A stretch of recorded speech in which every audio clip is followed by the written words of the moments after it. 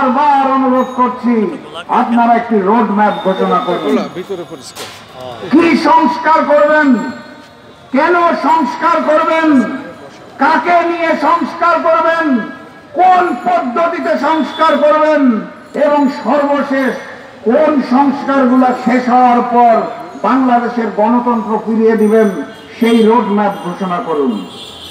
ভাগ্যের নির্মম পরিহাস, অন্তর্বর্তীকালীন সরকারে যারা দায়িত্ব নিয়েছেন তারা বারবার তাদের বক্তব্যে বলেছেন আমাদের ভুল হলে ধরিয়ে দিবেন, আমাদেরকে পরামর্শ দিবেন, আমরা সকলে মিলে নতুন বাংলাদেশ গড়তে চাই। প্রফেসর মোহাম্মদ ইউনূস বলেছিলেন বাংলাদেশের সকল মানুষকে একটি পরিবার বানাতে চান, অথচ ওনারা বারবার অনুরোধের পরেও অন্তর্বর্তীকালীন সরকার একটি রোড ম্যাপ ঘোষণা করতে পারছেন না, কাল বিলম্ব করছেন এবং কাল ক্ষেপণ করছেন।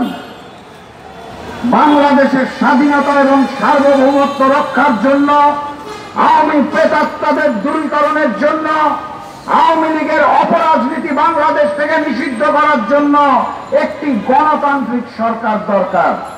জনগণ যেই ভোটটি বিগত 16 বছর ধরে দিতে পারেন নাই, সেই ভোটের মাধ্যমে যেই সরকার হয়ে আসবে, জনগণের সরকার, সেটা যেই সরকারই হোক, তাদের দায়িত্ব রাষ্ট্র সংস্কার করা পূর্ণাঙ্গভাবে।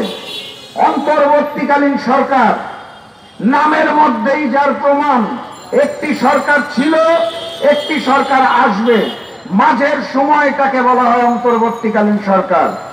তাদের সম্পূর্ণ রাষ্ট্র ঢেলে সাজানোর দায়িত্ব নয়, তাদের দায়িত্ব জরুরি সংস্কারগুলো শেষ করে দ্রুততম সময়ের মধ্যে ভোট দেওয়া, যাতে জনগণ নির্বাচন করতে পারেন যে আমার জনপ্রতিনিধি কে হবে।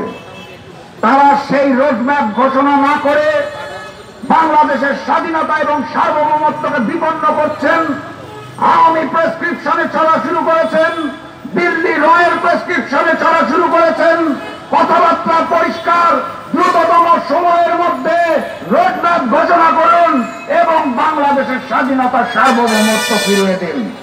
বক্তব্য দীর্ঘায়িত করব না, সর্বশেষ যেটা বলতে চাই, ওই যে ফ্যাসিস্ট শেখ হাসিনা ভারতে লুকিয়ে আছেন, ভারতেরও খুব কষ্ট হচ্ছে হাসিনাকে রাখতে। কূটনৈতিক পাসপোর্টে 45 দিনের বেশি রাখা যায় না। মিডিয়া মারফত শুনেছি বিভিন্ন দেশে আবেদন করে তিনি নাকি নিরাশ হয়েছেন, তাকে কেউ নিতে চায় না। আমি ফ্যাসিস্ট শেখ হাসিনাকে একটা পরামর্শ দিতে চাই, সেটা হচ্ছে আপনার পিতা যখন বিপদে পড়েছিলেন শেখ মুজিবুর রহমান, তখন আশ্রয় নিয়েছিলেন পাকিস্তানে।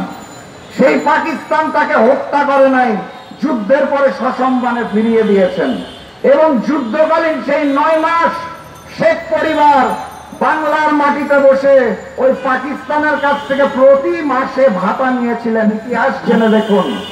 শেখ হাসিনাকে বলতে চাই, আপনি বরং পাকিস্তানে আবেদন করেন, আপনার নিরাপত্তা তাকে দিবে নাকি? পাকিস্তানে যে আশ্রয় নেওয়ার চেষ্টা করুন, দুনিয়ার কোন দেশ আপনাকে নিতে রাজি নয়। পাকিস্তানের পণ্যবাহী জাহাজ বাংলাদেশে এসেছে, আপনার যদি বেশি কষ্ট হয় তাহলে ফ্যাসিবাদের পণ্য হিসেবে ওই পণ্যবাহী পাকিস্তানি জাহাজে আমরা আপনাকে পাকিস্তানে পাঠিয়ে দিতে রাজি আছি। আপনি পাকিস্তানে যে আশ্রয় নেন, কারণ বাংলার মাটিতে আপনাকে যেদিন পাওয়া হবে সেদিন বিচারের মাধ্যমে ইনশাআল্লাহ জনতার আদালতে ফাঁসি কাস্তে ঝুলানো হবে। আগামী দিনের সেই সুন্দর বাংলাদেশ, গণতান্ত্রিক বাংলাদেশের স্বপ্ন দেখে এই অন্তর্বর্তীকালীন সরকারকে আওয়ামী প্রেতাত্মা মুক্ত হওয়ার আহ্বান জানিয়ে আজকের মতো বিদায় নিচ্ছি। বিজয়ের পথযাত্রা শুরু, জীবন অথবা মৃত্যু। আসসালামু আলাইকুম। ধন্যবাদ। আমাদের প্রধান অতিথি কিছুক্ষণের মধ্যে আমাদের মাঝে উপস্থিত হচ্ছেন।